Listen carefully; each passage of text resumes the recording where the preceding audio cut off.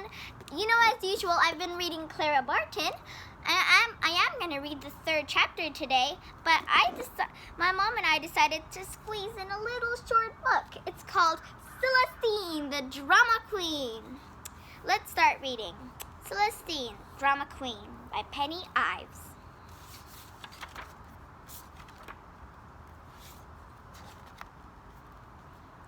Even before Celestine had hatched from her egg, the duck family knew there was someone very special inside.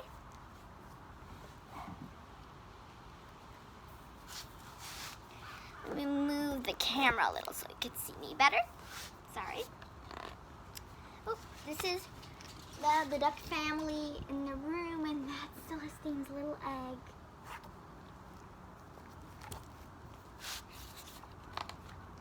Tappity tap tap, tappity tap tap tap tap tap, went the egg each day until crack! Out danced Celestine, ready to be a star!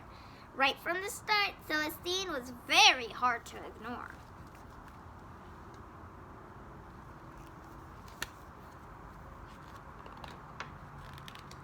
As soon as she was old enough, Celestine would dress herself with great care, just as a real star should. Sometimes it took a long time to create just the right look. Look at her. She took a picture of one of her ensembles. Look at that, looking into her dress box to look for just the right look. One morning, Celestine swept in to breakfast, sorry. It's very late. Well, not very late, sorry. Wearing her latest creation. Oh, Mommy, you know stars only eat pink food, she sighed as she looked at her cereal. Do you think you should be wearing a tiara to school, Celestine? Her mother asked. Of course. A star must set an example, said Celestine, skipping out the door. Oh, here's the breakfast table. I can't see any food that's pink. But that doesn't mean stars can't eat other food that's different colors. That's just Celestine's opinion. At school, Miss McDonald took attendance. Archie, yes, Miss McDonald. Beatty, yes, Miss McDonald. Celestine, Celestine's not here, answered Celestine.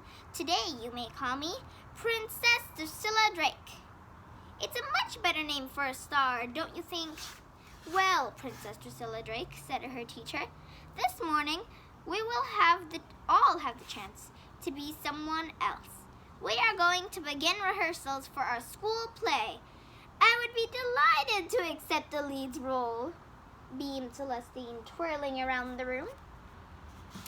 Thank you, Celestine, said Miss McDonald. There's an important part for everyone. I have to turn the book to see the writing.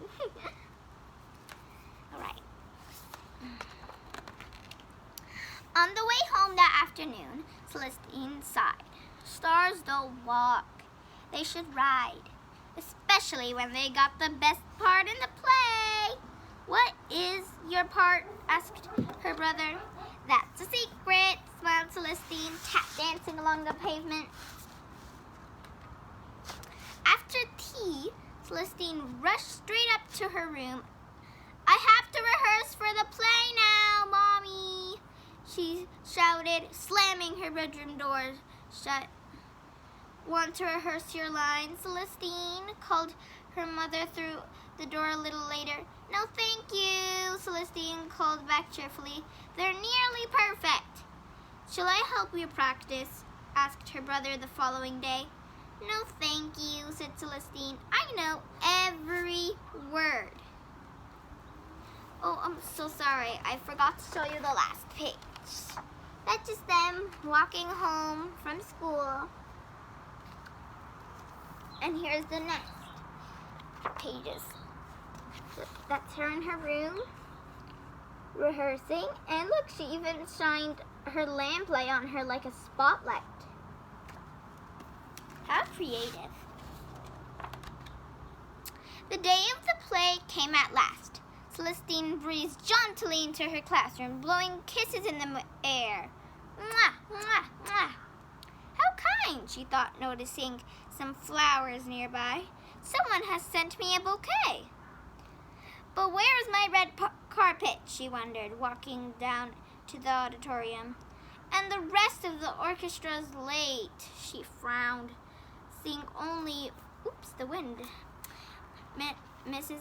Gobble at her keyboard. Here's the pages, the pictures. That's her class walking into the auditorium, and that's Miss Gobble.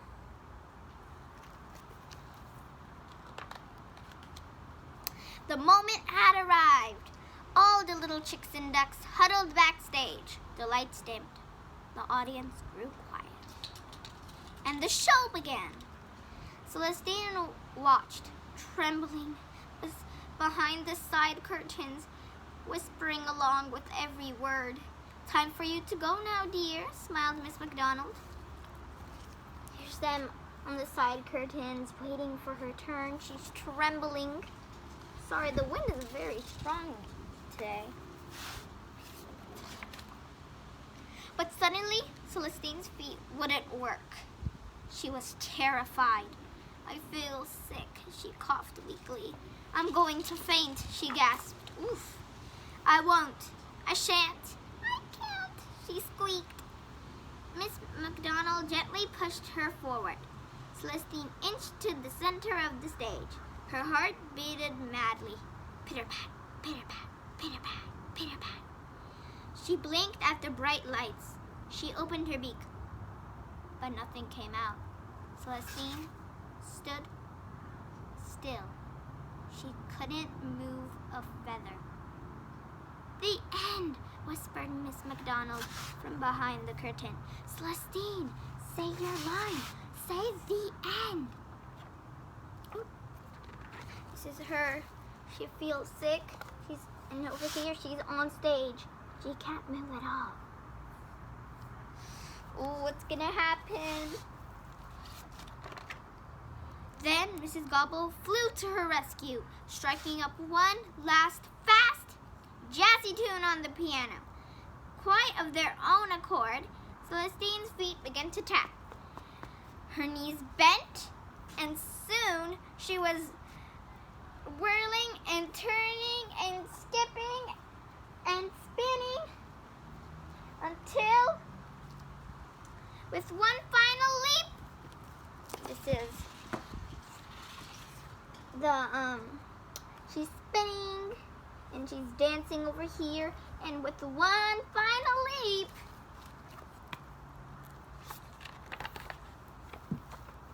she fell to the floor. A dizzy yellow triumph. Fantastic! Encore! Hurrah! Superb! Hurrah! Brilliant! The audience loved it! Well done, they cheered, clapping and clapping. They all agreed it was a splendid end to a wonderful show. This is everyone watching her. They're all saying, look, hurrah, brilliant, superb, encore. Look at all those compliments.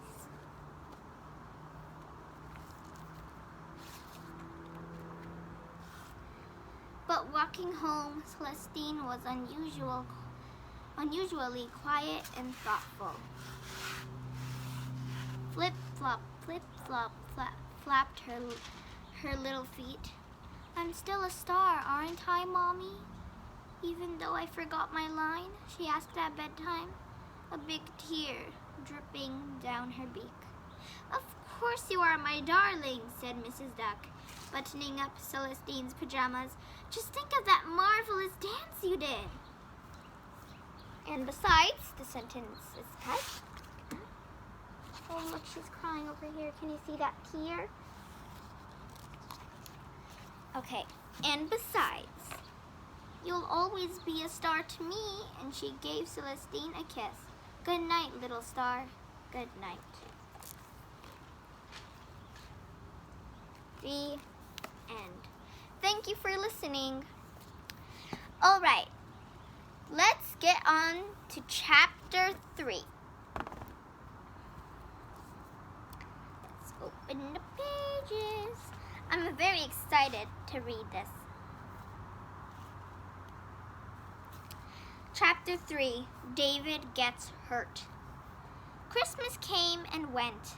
The winds died down, snows melted, and one day, Clara opened the shutters, looked out her window, and saw a gray bird with an orange belly and a yellow bill, singing its song. "A robin!" she exclaimed happily. Oh, sorry to cut the story, but if you didn't get to read the second and first chapter, you might want to do that. Just if you want to review that real quick to remember what happened. "A robin!" she exclaimed happily. "That means spring is here." She could hardly wait to be outdoors again. But that year, life had held something very different in store for 11-year-old Clara Barton. That's her. Look, she sees a robin over there. Something that nobody expected. Clara's father, Captain Barton, was building a new barn. It was a big job, so people's neighbors would all come to help. In those days, they called this barn raising. The men brought wood beams, ladders, and axes, while the women brought hampers full of good things to eat, along with apple cider and hot coffee. Raising a new barn was hard day's work, but in the middle of the day, people still found time to talk and laugh. Some people called out to Clara's brother, "Come on, David, get up to that ridgepole and get to work." Sorry, flies are bothering me today. Clara looked up at the ridgepole at the top of the new barn. Only the best athlete was asked to climb up to the ridgepole, the very top of the roof, the point, to fix the wooden rafters up that high. In North Oxford, where the Bartons lived, that meant only one person, David Barton. David started to climb up toward the ridgepole. "Be careful, David!" Clara cried out. "Don't you worry, young lady," said a neighbor at her side. "Nobody knows how to climb that ridgepole like your brother." David didn't seem concerned. Quickly, he reached the high beam that connected the front and back walls of the barn. When he was at the very top, he waved at Clara to show her he was all right. Then he walked across the narrow beam from one end to another. Suddenly, there was a loud crack. The high wooden beam broke apart in the middle. David fell from the top of the barn, and with a sickening thud, he hit the ground. "David!" Clara cried. She was the first to reach his side. "David!" she whispered. She looked at his body, lying still on the ground. Was he terribly hurt? Was he dead? But David opened his eyes. Slowly, he sat up. "Are you all right, David?" Clara asked, her heart in her mouth. Everybody else crowded around them, looking carefully at David. "I'm all right," David said, rubbing his forehead with his hand. "Clara, don't look so worried. There's just a little pain behind my eyes. Nothing serious. Now, Clara, don't tell me you're going to start crying." Clara shook her head. Crying wasn't going to help anyone, but she was worried about her big brother. "Let's get back to work," David said, getting to his feet. "But what about that pain behind your eyes?" Mrs. Barton asked. She was worried too. "Probably just a small bruise, nothing a grown man can't handle." And here's the picture. Everyone's looking at David carefully, and Clara's next to David asking him if he's all right. Let's hope for him. David got up and went back to work, but he didn't climb up the ridgepole anymore that day. A week later, David couldn't get out of bed. "What's the matter, David?" Clara asked anxiously, standing by his bed, her eyes big with worry. Her older brother, David, the one she adored more than anybody else in the entire world, looked pale and tired. "I feel so weak," David whispered. "I can't move, and it hurts so badly behind my eyes." Clara put her hand on her brother's forehead. It was hot and moist. "You have a fever," she told him. I'm going to get some cold compresses. Quickly, she got a basin of water and fresh linen towels. Mrs. Barton hurried upstairs. One look at David's pale face and motionless body convinced his mother that this was serious. "We must get a doctor," she told him. "I'll take care of you in the meantime." Oh, here's the picture. David's in bed. He looks so ill. And Clara's worried about him.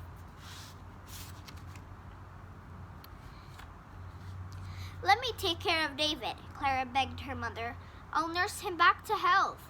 "That could take a long time, Clara," her mother told her. "And you have to go to school." "I'm going to stay here as long as I need to," Clara said. She put the basin down by the bed and dipped the linens, I don't really know how to pronounce that word, linens, in the water, then gently laid the compresses across David's forehead. He groaned weakly and whispered, "That feels good." When Mrs. Barton saw this, she didn't say another word. Instead, she hurried out to get the doctor. Clara continued wetting David's hot forehead with cold compresses.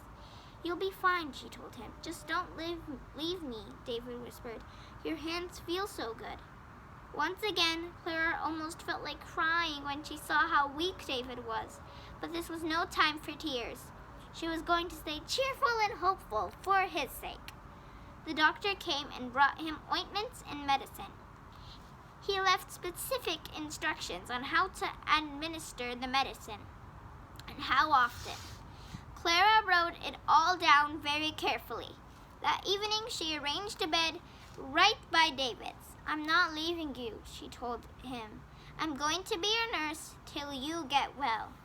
Night and day, Clara stayed by David's side. Carefully, she gave him the medicine that the doctor left, making sure to follow the doctor's instructions.